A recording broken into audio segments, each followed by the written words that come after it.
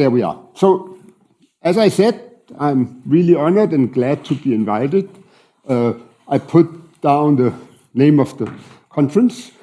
But of course, the most important thing is that we are celebrating Jacob, that I have known for many years, and I'll come back to that later on, and you will be mentioned many times in the talk too. So I was asked to give an overview talk on what has happened in mathematical physics over the recent years. So I picked recent to be 70, which is more than my age and less than Jacob's age.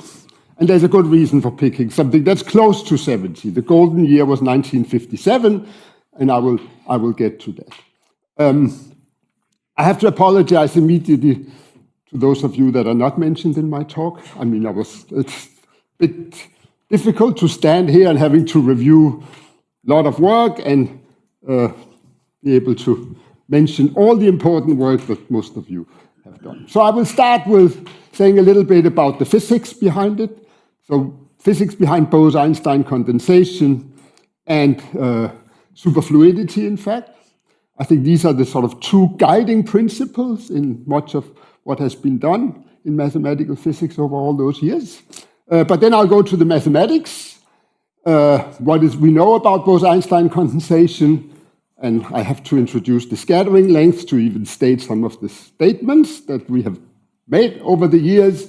I will discuss the Lee-Huang-Yang formula. There is the 1957. There were things happening before 1957, very important things, and I'll review those when I do the physics. But the reason 1957 is important is because Dyson wrote a paper in 1957, and to me that's the birth of the many-body quantum mathematical physics. And I'll try to explain why I see it that way. And the big event that happened after Dyson's paper, it took over 40 years, was the paper by Lieb-Yngvason, who sort of boosted what most of us have been doing ever since. And I will try to then explain that briefly at the end. There will be not much time for technical details. Okay, so let's start with the physics of, I said I would actually like it, but where was the, it was here. Okay, maybe I'll try this one. So Bose-Einstein condensation goes back to Bose and Einstein in the 20s, but it took a long time before it was seen in experiments until the 90s. So that was in 1995 in two independent experiments. One was for rubidium and the other one was for sodium. This is the rubidium picture where you see the occupation seen in the momentum profile when you let the gas escape. Superfluidity, on the other hand, was the other way around.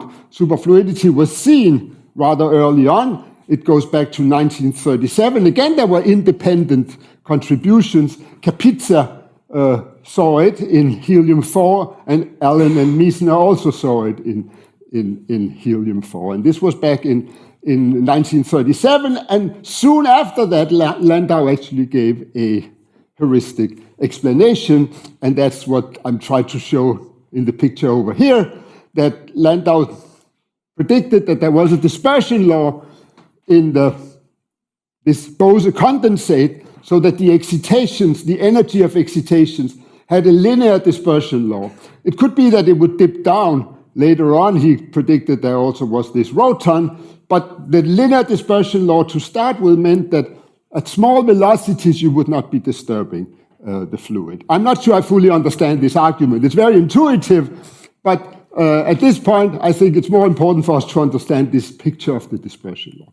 And it didn't take much longer before in 1947, Bogolubov gave his very influential paper, simply called the theory of superfluidity, where he established this linear dispersion law from a microscopic theory. And I will try to explain that later on. Now, justifying both BEC and superfluidity, we have not been able to do that mathematically, rigorously, and I see this as big open problems. We do have a very clear definition of what we mean by BEC, and we still have not been able to see that in thermodynamic systems. We have seen it. In a few we have seen it, but we have seen it in trapped gases, and very, very few examples of thermodynamic systems. Superfluidity is a little bit debatable. Exactly what does it mean? How would we see it? Well, of course, we can say it's just the linear dispersion law, but there is a physical phenomenon, and I think one does not really fully understand that. I wanted to say there's a lot of history going into all of this. I mean, Landau was in fact imprisoned because he had flyers that was anti-Stalin, and he ended up in prison. And you would think that's the end of it. But Kapitsa, which was on fairly good terms with Stalin, I don't know, I'm just referring what I know from Wikipedia, managed to tell Stalin that Landau was a clever guy, and Landau was let out of prison. So you see, being good at the Bose gases can help you in difficult situations. I will come back to a little history on Bogolubov in a little bit. Okay, so let's do the mathematical formulation. So most of you know this is the Hamiltonian we look at. I have chosen units in which whatever the particle, I'm thinking of bosons confined to a box of size L. I will eventually let this box go to infinity and look at the thermodynamic limit. The mass of these bosons and Planck's constant, I'm choosing units so that I can put the kinetic energy to just be minus the Laplacian, and then there is an interaction potential between them. So this is the most fundamental type of two-body interacting Hamiltonian you can think of, and it acts in this case on bosons, meaning that you have wave functions that are symmetric in the variables x1 to xn that live in the box. And I've here put in that we can look at 2 or 3 dimensions. I will not have much time to talk about 2 dimensions. I will review some of the results in 3 dimensions. Of course, we have the free gas when there's no potential, and this is what was behind the understanding, the simple understanding we have of Bose-Einstein condensation. But we would like to understand Bose-Einstein condensation also when V is non-zero, and that's where the difficulty lies. For instance, what if we have a hard sphere gas where the particles cannot be closer than a distance r to each other, but at longer distances they don't see each other at all? And for me here, the focus will be on the ground state energy. I will also talk about the excitation spectrum. I will not talk much about positive temperature. One could also talk about the free energy, but I will not have much time to do that. So the ground state energy is simply the infimum of the spectrum over symmetric wave functions. And in the thermodynamic limit, we take the energy density, so we divide by the volume of the box, and let the box tend to infinity, keeping the density fixed, or at least having the number of parts, the density converging to some number rho. And this is not difficult to understand, that this has a limit, and one would really like to understand what is this function. Now, so what is Bose-Einstein condensation? Well, as I just said, for the free gas, if V is 0, it's not difficult to see what the ground state is. Well, here I assumed boundary conditions being periodic or Neumann boundary conditions. As I said down here, I didn't emphasize it. This energy here is independent of boundary conditions. But the actual, the energy density in the thermodynamic limit is independent of boundary conditions. But other details would depend on boundary conditions. And for instance, the ground state in the box certainly depends on the boundary conditions. Here I took a simple case where we have either Neumann or periodic boundary conditions, and then the ground state is the one that has no kinetic energy, meaning the constant function. And that is, of course, a symmetric, this is a constant. I have normalized it so that it has L2 norm 1.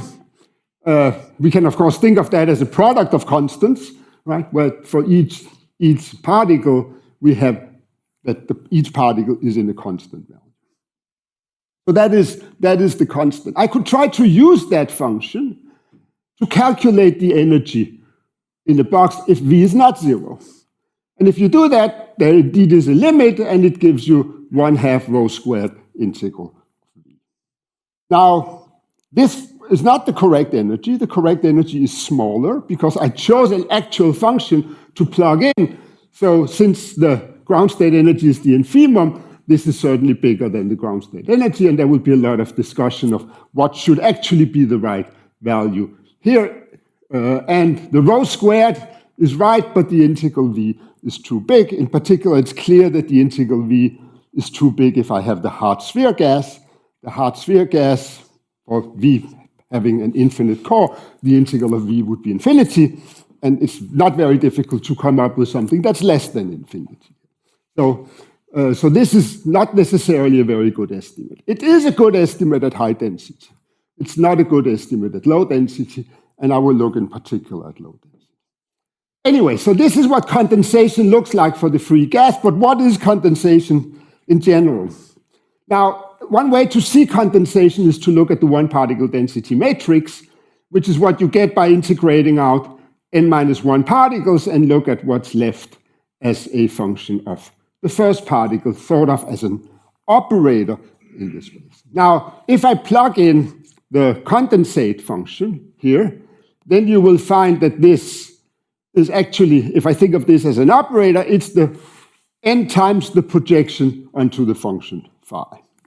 Now, in general, when I calculate this, I get a function, an operator whose trace is n. So you see this has trace n, but this is also rank 1.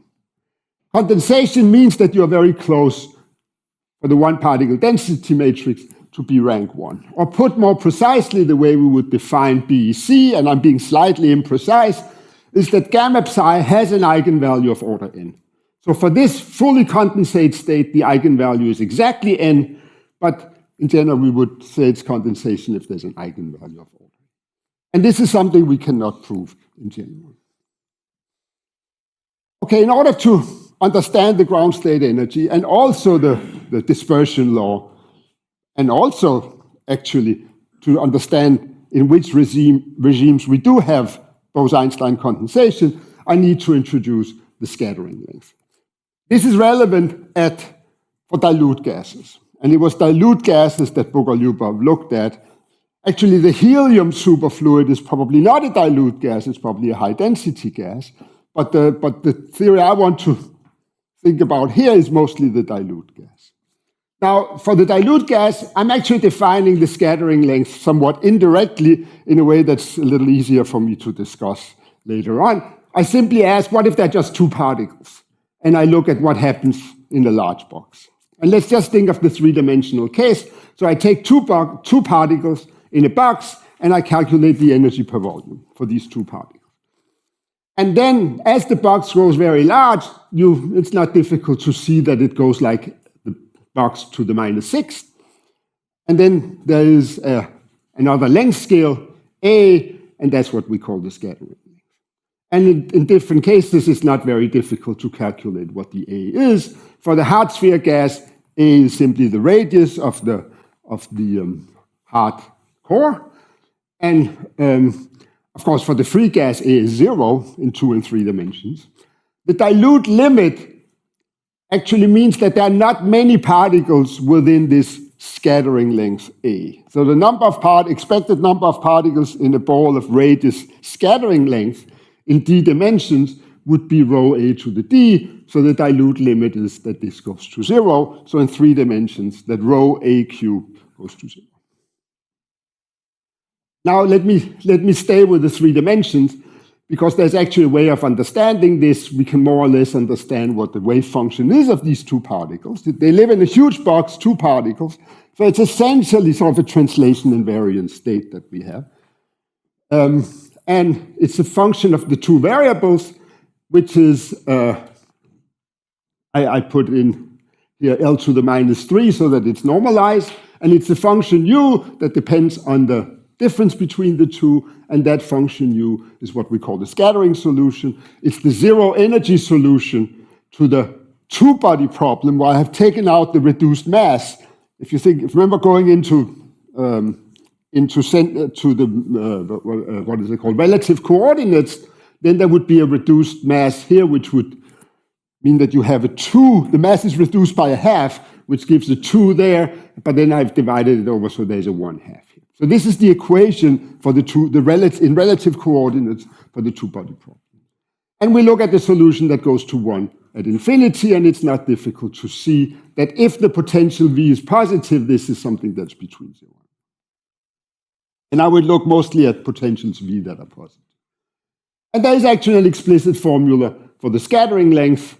It's 1/8 pi the integral of the potential times the scattering function U, scattering solution, which is less than 1.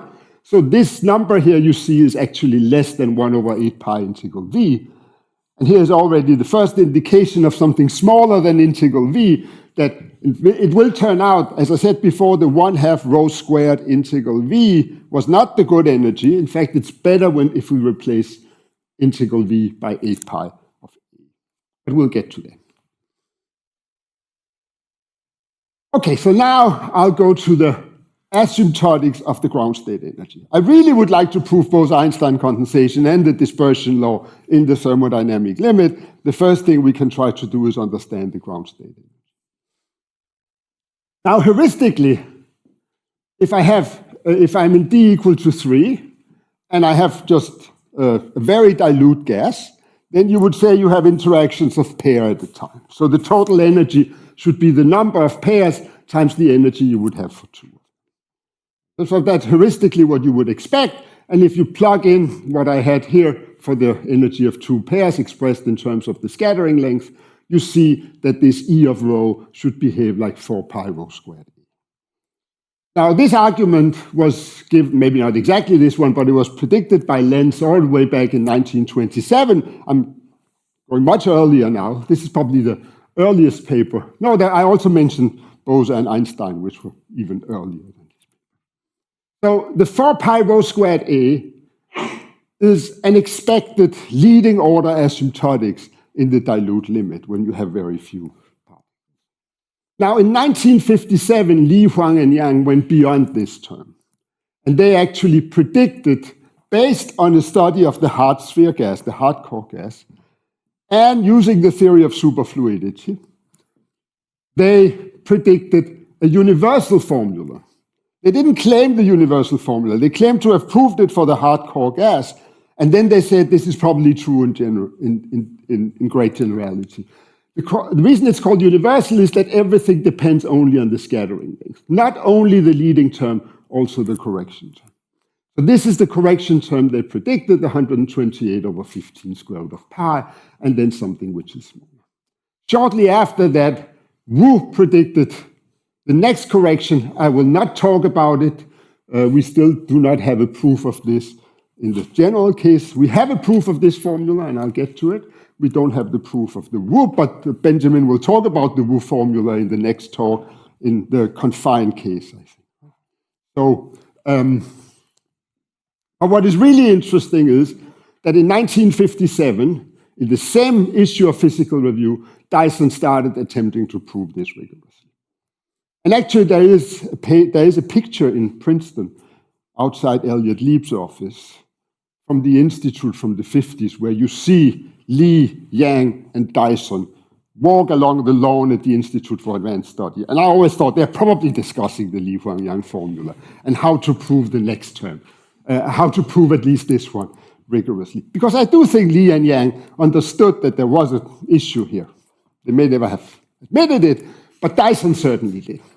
And to me, in my opinion, it's really fair to say that Dyson's paper gave birth to the mathematical physics that we all do on the Bose gas. There were other mathematical physics before that, but the many-body quantum theory started with Dyson's paper. One could also mention Onsaga's earlier paper, but on stability of matter. But that was classical. That was not really quantum.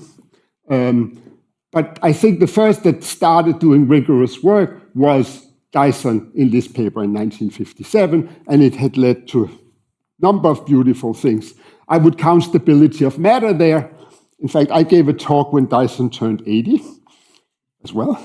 And the talk right after my talk, where I talked about the Bose gas and Dyson's work on the Bose gas, but the talk right after mine was by Andrew Leonard, who had proved stability of matter together with Dyson.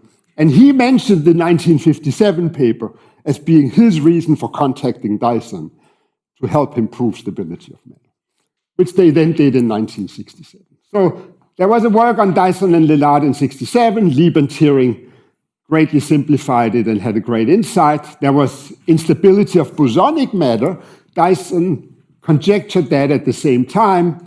Foldy he based it on some work on Foldy, and Conlon, Lieb-Yao, and Lieb and myself worked also on the instability of bosonic matter. And then, of course, all the mathematics of the Bose gases that I will discuss now. This is also a Bose gas, but this is a little different from the Hamiltonian I just showed before. Now, I would like to discuss Dyson's paper, but I decided to do the physics first. And then I'll come back and do Dyson's paper afterwards. So let me start with Bogolubov theory. And this is probably well known to most of you, but let me review it anyway. So if I do periodic boundary conditions, I can rewrite the Hamiltonian like this in second quantization. Right, so there's the kinetic energy, and there's the interaction potential written out in terms of the Fourier transform. And Bogolubov, in his 1947 paper, made two important approximations, which I will explain are wrong. Well, the first one is not wrong. The second one is not the correct way to look at it. And I'll explain it. Now, the first approximation is that you assume that there's Bose-Einstein condensation. Well, in a certain sense, that's also wrong, because we will see that even if we cannot conclude Bose-Einstein condensation, we may still have the asymptotics we're talking. And also, in two dimensions where you do not necessarily have Bose-Einstein condensation at positive temperature, you can also derive formulas. So Bose-Einstein condensation may not necessarily be the needed, but we have almost BEC, so I'll come back to that. So you assume BEC and you do what's called C-number substitution. You replace the A0, the equation operator and the constant, by a number, the square root of the expected number of particles. And I called it rho naught because we may not know exactly how many particles are in the condensate. Rho naught could be smaller than rho. Certainly what Bogolubov did. And then, having done that in this replacement, you ignore terms with 3 or 4 of the A's with a non-zero P. So you ignore the 3 or 4. You say that's small. A0 is big, but all the other A's are small. If you have many of them, you should ignore them. And then you end up with this Hamiltonian, which is a quadratic Hamiltonian in A and A dagger. And this you can diagonalize simply by completing a square. There's a more general theory for how you diagonalize quadratic Hamiltonians, but here you can essentially complete a square, and you can rewrite it in terms of new creation and annihilation operators, bosonic creation and annihilation operators. I call them D. And so this is like a free problem with a dispersion law epsilon of P. And you're shifting the energy, so you have a ground state energy. So this has ground state energy 0, but the ground state energy of this is not 0, so the whole energy is shifted. Now, here I forgot one term, because in fact there is the term that has the 4 zeros. I only wrote down the term here that had that had some A's and P's. There is a term with 4 0 here, which is the 1/2 rho squared. Here it's rho 0 squared integral of V. So there's like a term that will be a constant term after C-number substitution that comes from the fact that all of these are 0. It will appear later on. And in fact, the way I'm thinking of it is that I would include it in this shift of the ground state energy. Now, the epsilon of P, it's not very difficult when you complete the square to see what it is.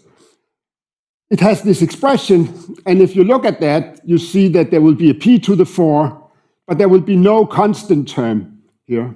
And you will have a term here that goes like P squared when you expand this square there, and you subtract the constant term, there will be a term of order P squared.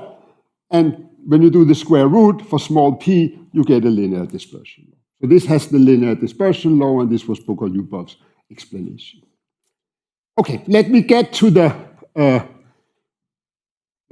EBOG. And so this is not entirely correct what I'm writing here, because now I did include the term with the 4a0. So I'm sorry, I should have included that also here. I forgot it there, the term that has 4a0, and it should be included there. And this is the first term here, 4 pi rho squared a0. a0 is the 1 over 8 pi integral. But now when you calculate the energy, you get this expression here. And in fact, what Bogolubov did, he does have that expression, the thing in black. But what I did here, and I'm not sure entirely where this idea comes from, it's probably hidden in the Lee-Huang-Yang paper, but it's not stated clearly there. It might actually go back to Lieb. The idea of subtracting a term from this integral and adding it again over here. Now, here I subtracted a term, which is which has, let's do the A1 first, the term I add. This is this term here. I add this term there. That depends on P. I subtracted it again there, but here I removed the dependence on P, because if I'm in the dilute limit, it turns out that you really only need to look at the case when V hat is 0. I mean, V hat of 0.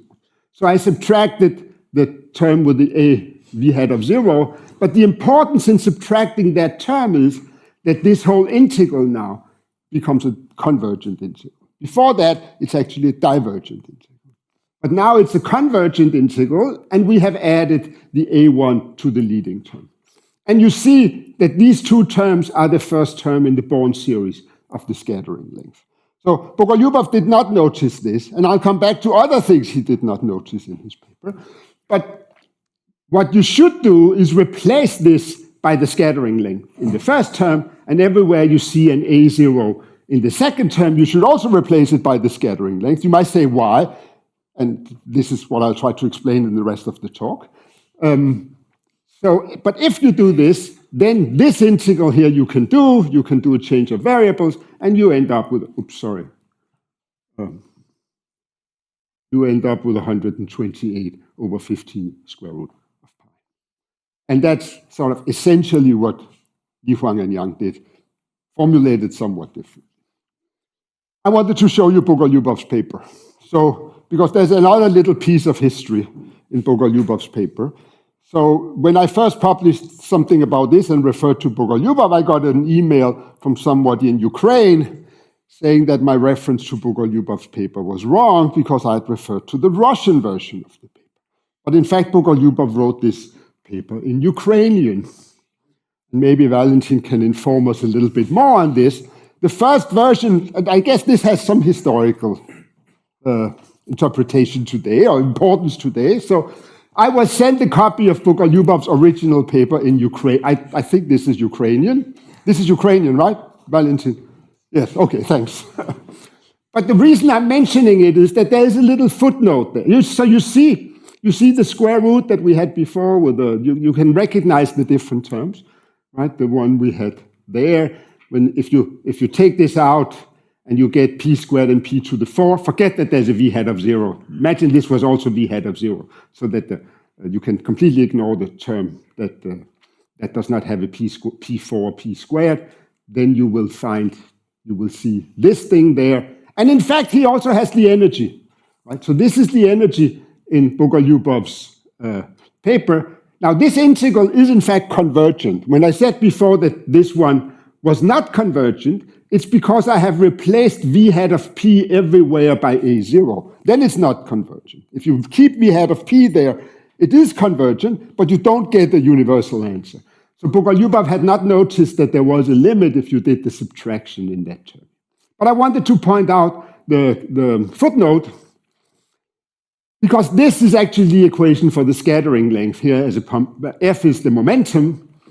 And he thanks Landau for this important remark. So it was Landau that remarked to Bogolubov that your answer is wrong. You should have the scattering length everywhere. So the replacement I talked about here was actually suggested by Landau to Bogolubov. It has been, LHY, the Lee-Huang-Yang, has been verified experimentally. So this is in lithium 7 atoms. It was done in 2011. Let me not spend much time of it. The numerical value of 128 over 15 square root of pi is 4.81. What was measured experimentally in the expansion. So you see the dashed curve here is the leading term, and the green curve is the correction term. And the correction term was measured that the constants should be 4.5 plus minus 0.7. So a pretty good agreement with 4.5. Now, in this was a cylindrical sample. I just wanted to say that we really are in a dilute limit. Rho A cubed in this case is 1/1000. I will come to the healing length here in a second, but this is what is referred to as the healing length. Okay, now,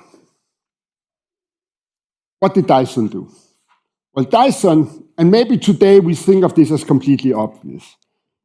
He thought that it was natural to estimate it by giving upper and lower bounds. Now, still in physics today, you never find arguments with upper and lower bounds for energies. You find calculations. Bogolubov also did calculations. So we may think of it as completely obvious. I mean, the energy is given by a variational principle. Of course, we do it by upper and lower bounds. Still, I think there was an insight there from Dyson that he was the first really to separate it into two, write down the trial function for the upper bound, and do some arguments for the lower bound. Now, his upper bound, here I wrote it as a gesture of wave function, which is you take some function f, depending on the xi minus xj, and take the product over all pairs. Dyson didn't quite do that, because Dyson found it can't be done in that way. Dyson didn't do it. Dyson did something that was not quite symmetric. He took the particles sort of one at a time. He took one and then all the others, and then two and all the ones after that, and so on, because that was easier in his calculations. So his wave function was actually not symmetric. And he has a footnote in his paper where he thanks Yang for pointing out that it's not necessary to insist on symmetry. We all know that today, that the true minimizer is symmetric. So if you want to come up with an upper bound, you can choose any function you want. But of course, that was also something that needed to be understood at the time.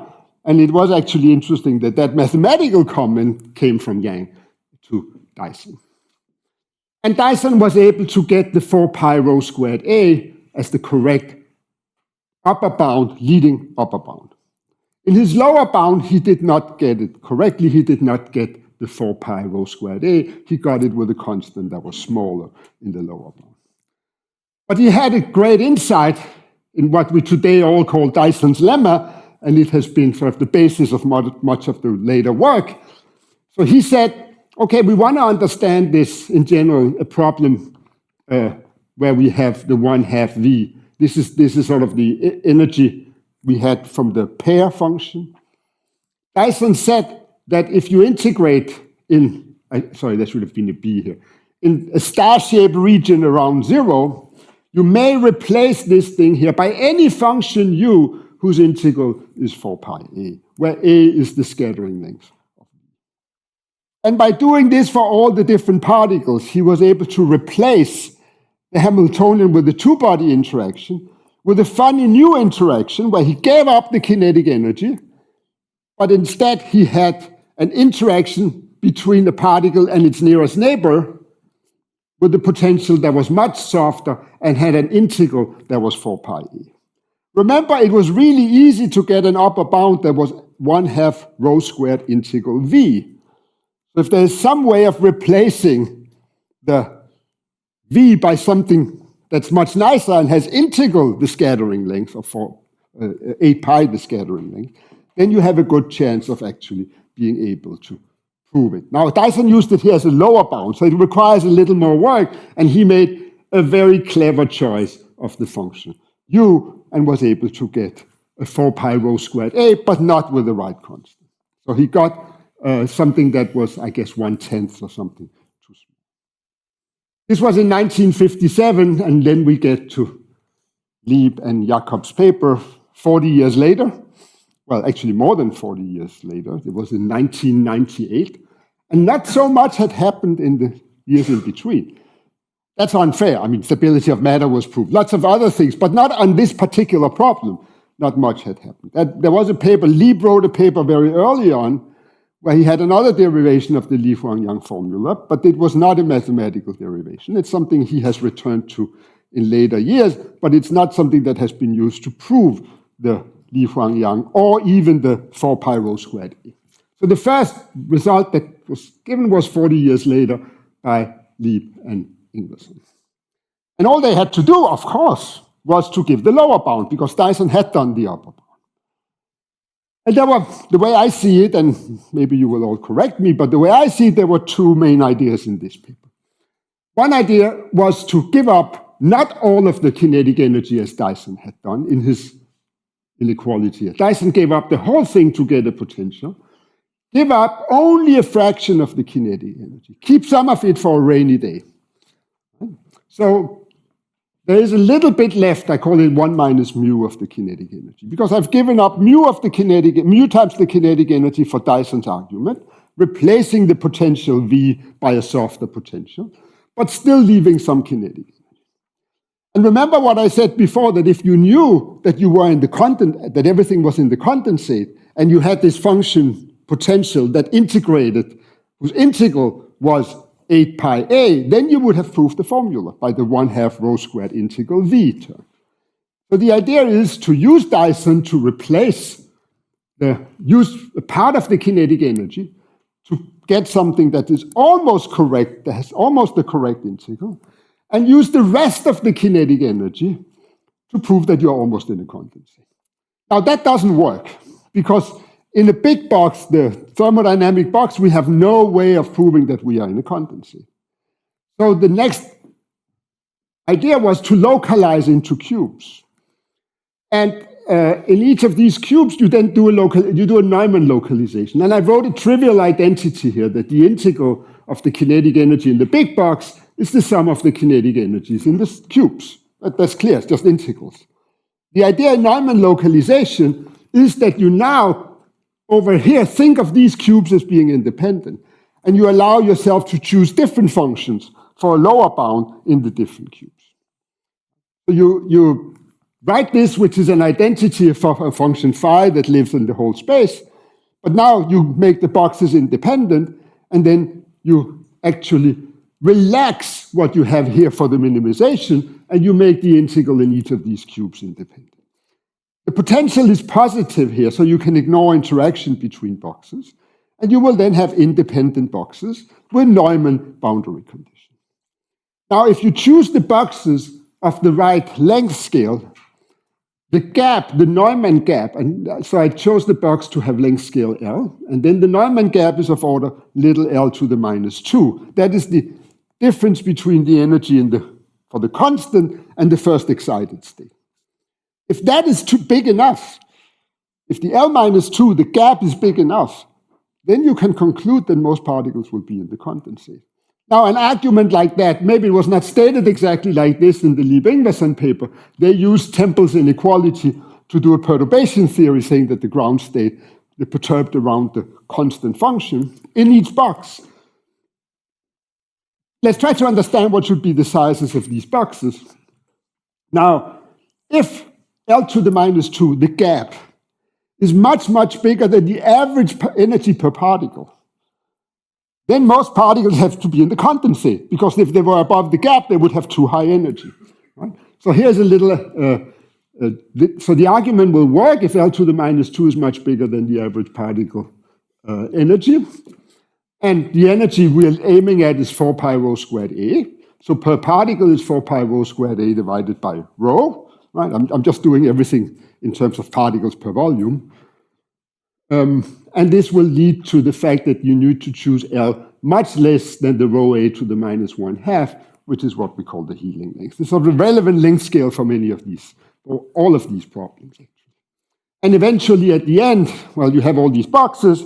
Now you know that in each box, you have more or less the right energy. There's just a little problem that you don't know how many particles are in each box, right? You've made them independent, so all the particles could go in one box, and the density there would be way too big. But that's not really a problem. In the paper, they use super-additivity to control the distribution of particles in localized boxes. Before I go on and discuss the next term, the Lee-Huang-Yang term, I wanted to talk a little bit about results on Bose-Einstein condensation and also some work on the excitation spectrum. Because as I just explained, if your box is sufficiently small, then we can prove condensation by the gap. See, there's a huge difference between proving condensation when you have a gap to control that the number of particles they cannot have many excited particles. And then the thermodynamic Bose-Einstein condensation, where you would have no gap at all, and where you would have to understand it by other means. So if you look at the Bose gas, the way you might think about it is that if you look at a little window of the size of the healing length, and you just zoom in on that window, then it looks like a condensate in there. But now, when you go to the next box, well, it also looks like a condensate. The next one is also a condensate. But as you move your box window around, these condensates may have different phases, right? So you may actually have a modulation of this condensate, meaning that it's actually not in the constant function on the large scale. So there's a huge difference between condensation on small boxes and the infinite volume condensation. So there's been a lot of work on trying to prove BEC in trapped systems. It started with Lieb and Zeiringer. I should maybe say that Robert was a student of Jacob, so it all started with the 1998 paper, and then it was just evolved from there with students and students of students, and most of you are here. So Lieb and Zeiringer proved BEC in 2002, and then there were lots of papers after that, and people are still doing it, and it gets better and better and simpler because we have better and better energy approximations, and we have better and better tools. So now related to Bose-Einstein condensation was also the justification of the C-number substitution. This was one, remember what Bogolubov did, he had Bose-Einstein condensation as his assumption, and then he replaced A0 by a number. So there had been previously sort of abstract work also in the sort of the axiomatic approach of how to understand C-number substitution. But in a paper by Lieb and Zeiringer in 2005, using a coherent state approach, they actually were able to very abstractly understand the errors made in C-number substitution. Not just substituting the A0, but actually as finitely many of the momentum APs by C numbers. What would it mean for upper and lower bounds on the energy? And there was a later paper by Lieb, Zeiringer, and Yngvason where they understood this in terms of symmetry breaking. Now, for thermodynamic systems, as I said, very little is known. There's basically just one system for which we know that there's Bose-Einstein condensation. And then this is the Bose-Hubbard models, particles, bosons hopping on a lattice at infinite repulsion, meaning they hop around and they cannot be on top of each other. They move freely, but they cannot be on top of each other. And moreover, you have to be at half filling, meaning that you have half as many particles as sites. I mean, if you had as many particles as sites, if you had full filling, they couldn't jump at all. You would not have a Bose condensate because you would not be in a momentum p equals 0 state. But as soon as you allow them to have a little bit of wiggling room, so you have half filling, it turns out that you actually have BEC. And of course, you cannot have complete BEC, but you have BEC at half filling. This was proved by Kennedy, Lieb, and Shastri in 1988. And Jacob, myself, Robert, Elliott, and Eisenman wrote a paper some years later, 2004, where we also had a staggered potential. On top of it, the argument is essentially the same as the Kennedy, Lieb, Shastri argument, but there we could see a transition between Bose-Einstein condensation and the mud insulator, depending on how big the staggered potential. The excitation spectrum. So remember, that was one of the motivations behind getting the understanding superfluidity, this linear dispersion law of Bogolubov. What I discussed so far was only the ground state energy. Now, on top of that, we would like to understand the linear dispersion law. Now, this is something which seems very, very difficult to understand in the thermodynamic limit, but Robert realized that it could be done for trapped system, or actually for boxes. So in the situation where you have a confined, in the confined cases, and here I'm looking at the mean field of Gross-Pitaevsky regimes, and I'm not getting into the definition of precisely what that means. This has something to do with the scaling of the size of the box compared to the number of particles. But in those, and I should say that Gross-Pitaevsky is more difficult to understand than mean field. Gross-Pitaevsky is when you, in some sense, go all the way up to the healing length scale for the thermodynamic system, and where you will see the effect of the scattering length and not the integral of V. You will find these two dispersion laws if you do it. So there's the dispersion law in mean field, the p to the 4. You see the linear dispersion law. Then if p is small, this is the leading term, and you get p p v hat of 0, or square root 2 p square root v hat of 0. And in the Gross-Pitayevsky case, it's not v hat of 0, but it's the scattering length that comes. So Robert understood this for a box in 2011, and then there was a lot of work after that. There was from box to trap, more general mean field potentials I did together with Mathieu, Nam, and Sylvia Sarfati in 2015. And it has gone on, and Bocato, Brennecke, Senantempo, and Sline went beyond mean field, but not all the way to Gross-Pitayevsky, and eventually it was done all the way up to Gross-Pitayevsky, where you actually see the scattering.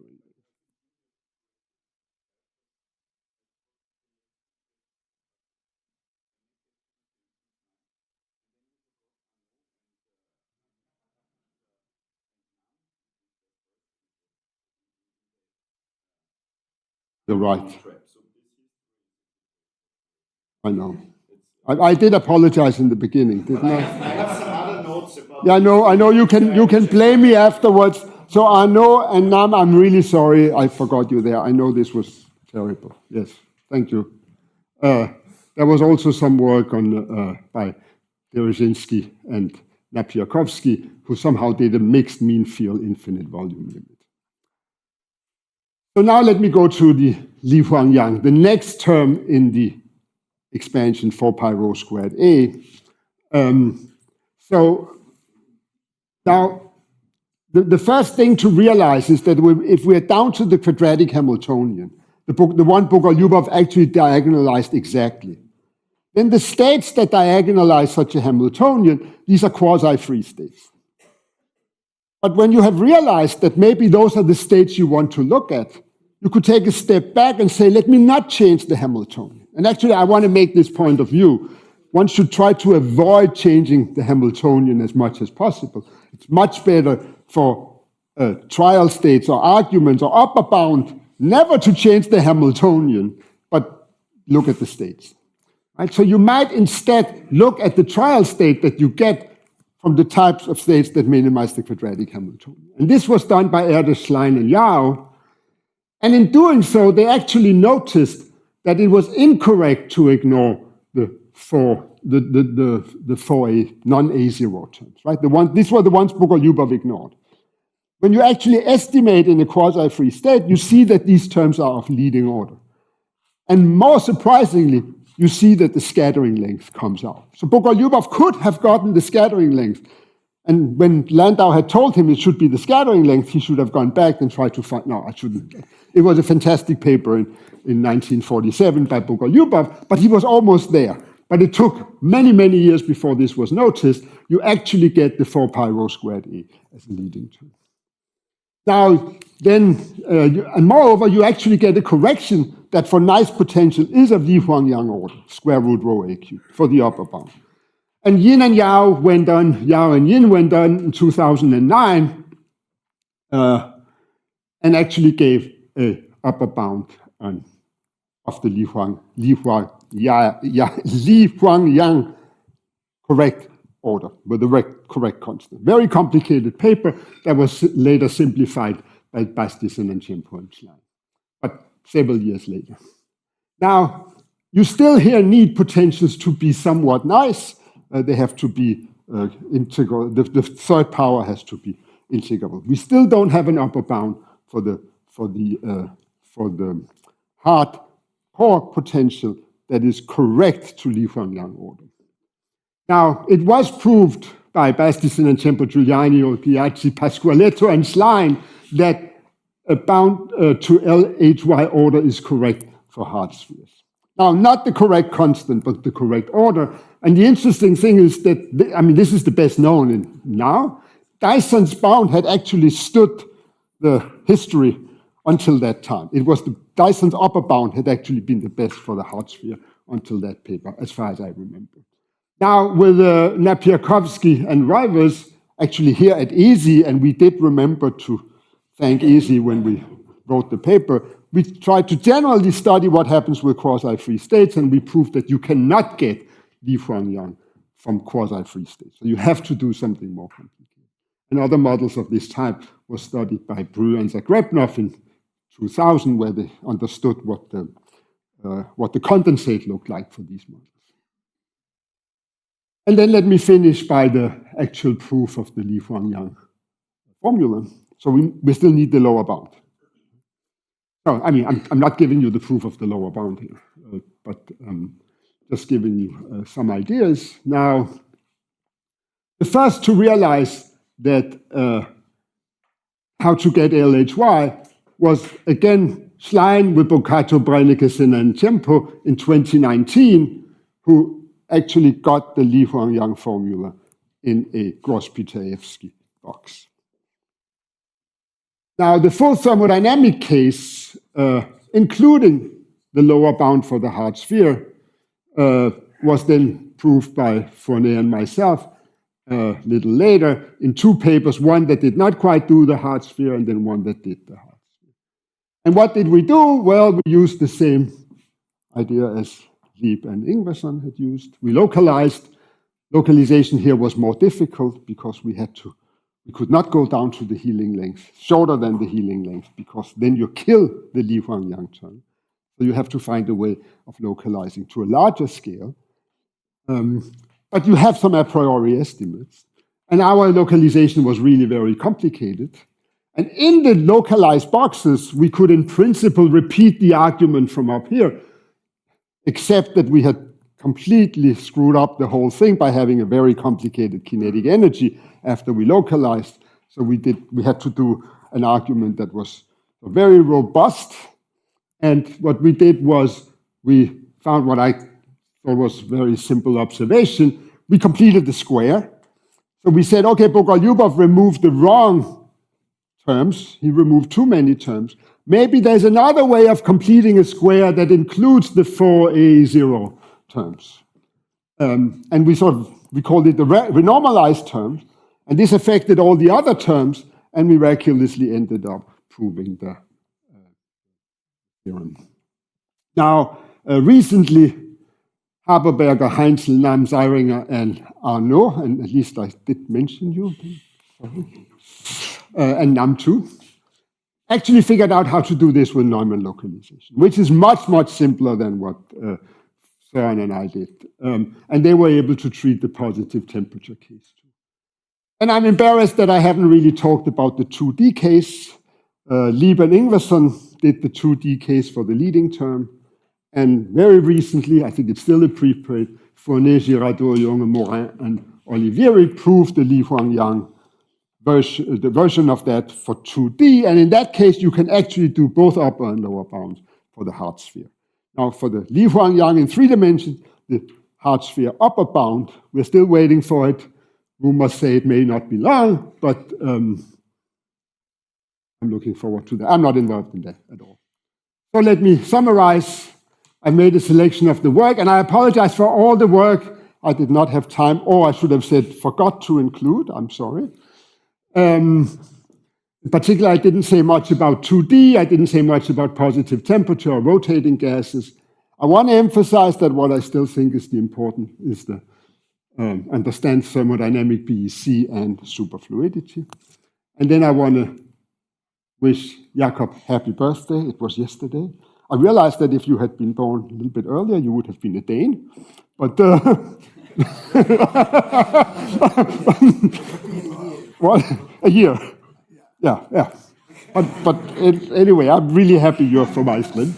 But I also wanted to say that it's been really a privilege knowing you, and we collaborated on many things. Actually, I don't think we actually collaborated on Bose gases, except that we wrote a book.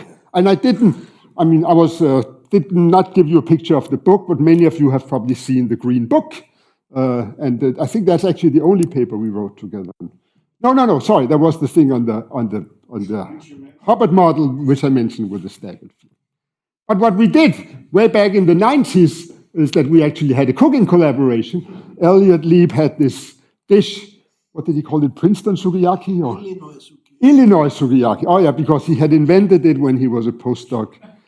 When he had been a postdoc in Japan and moved to Illinois. So he knew how to, but we cooked it, I think. And Elliott was just giving instructions. If you do, so this is Elliott.